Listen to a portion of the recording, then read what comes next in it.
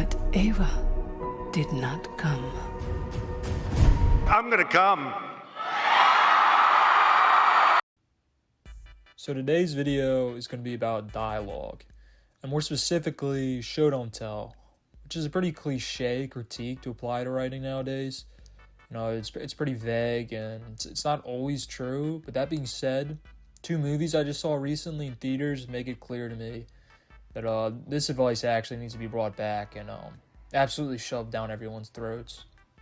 Those two movies being Avatar, Fire and Ash, and The Running Man. We'll start with Avatar because it just came out recently, so it's on everyone's mind, and most of you are probably here for it. Let me start off by saying I haven't seen the other two Avatar movies, but if they're anything like this one, I'm just not a fan. Even ignoring the dialogue, I'm just not a fan of the designs of the creatures in the movie. The Na'vi just don't look good to me. They just look odd. The eyes being far apart just makes them look like they're friggin' slow or like there's something wrong with them. They're just way too lanky. They just look weird as fuck. You know, I appreciate the creativity and, you know, the realisticness of the effects is insane. I do like, you know, the look of the terrain of the world. I think it looks really cool. The actual creatures themselves, I'm just not a fan of. Now, the dialogue. Dialogue in this movie just does not hit. It's very cliche and uses, I feel like, the most minimalist language possible. Reminds me a lot of Revenge of the Sith. Sully never quits. That's right.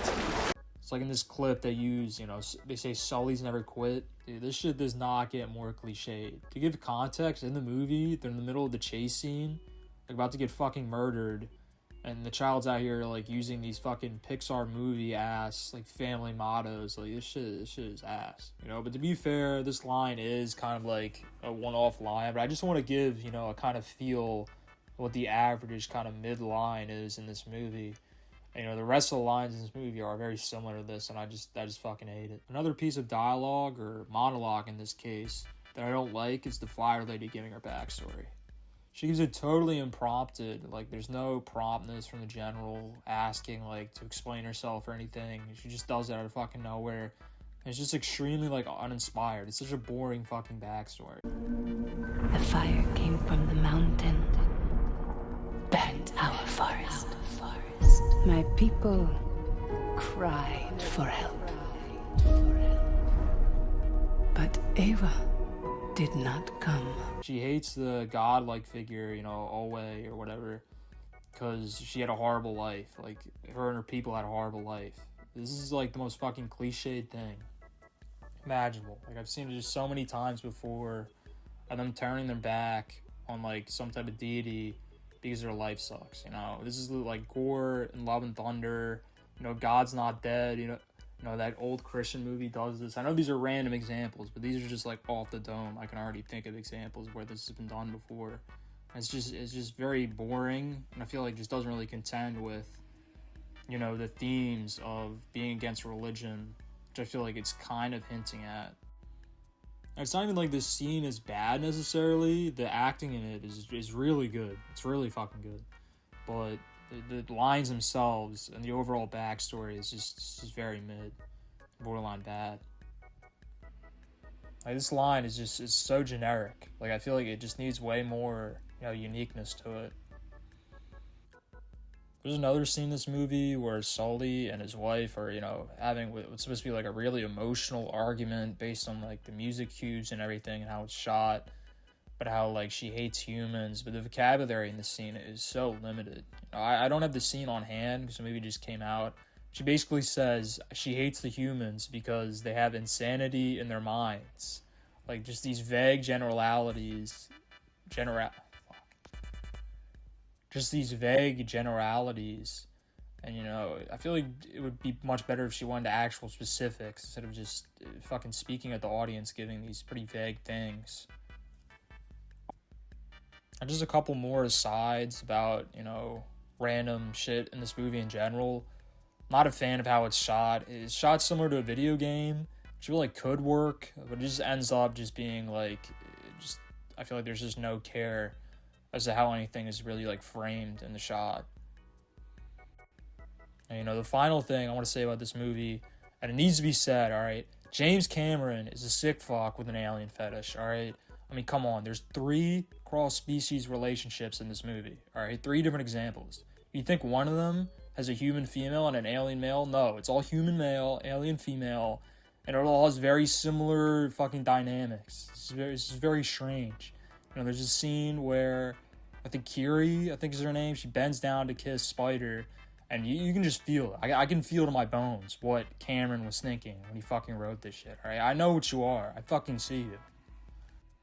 The other movie I want to talk about today that constantly just, you know, this is probably the biggest example of show don't tell, right? I was talking about earlier.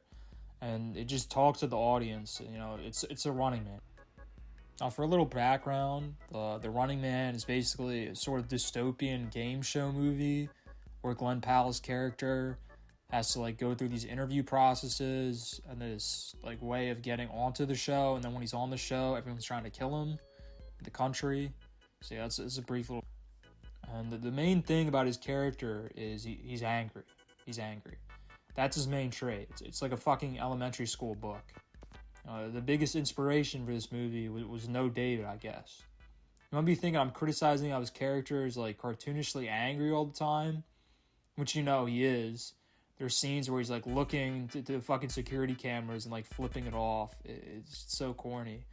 You know, he fights the guards of this like dystopian totalitarian regime, and he somehow doesn't get like kicked out or there's any real penalties. He just gets his ass kicked and they just leave him alone. You know, then there's another scene where he talks to the desk lady, like screen thing, and he punches it when it mentions his kid. It's just so over the top. They just spam showing how angry he is like every 5 seconds, and they can't even get to rest, alright? And this is when this movie just abuses, you know, the show don't tell rule.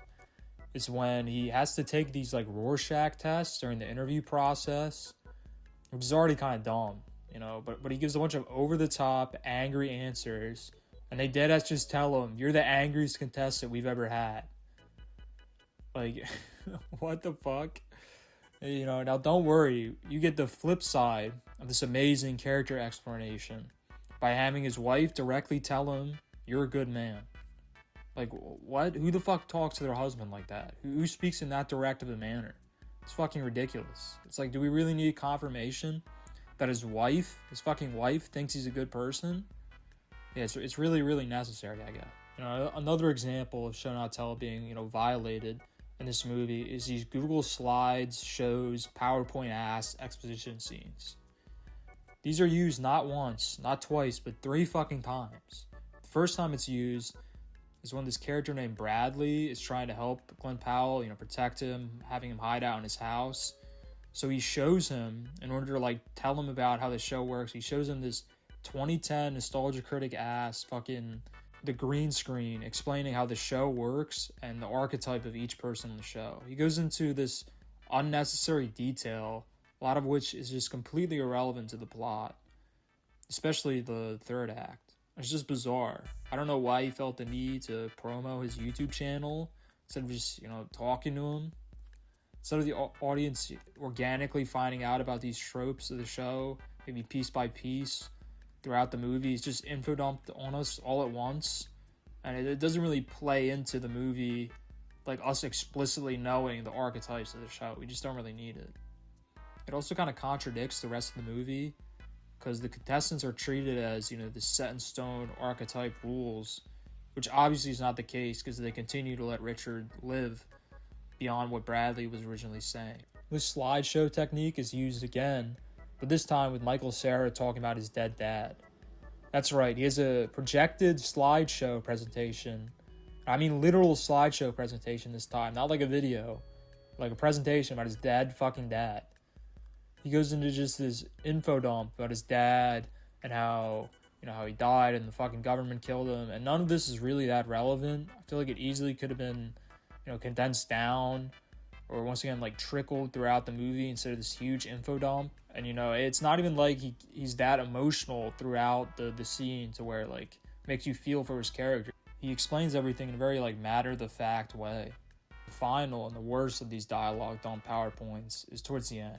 Richards kills the remaining network guards and takes control of the plane. He argues with Josh Brolin about how he wants to expose the whole game on shit on TV. So Josh Brolin says he's going to force to crash the plane into the tower if he does.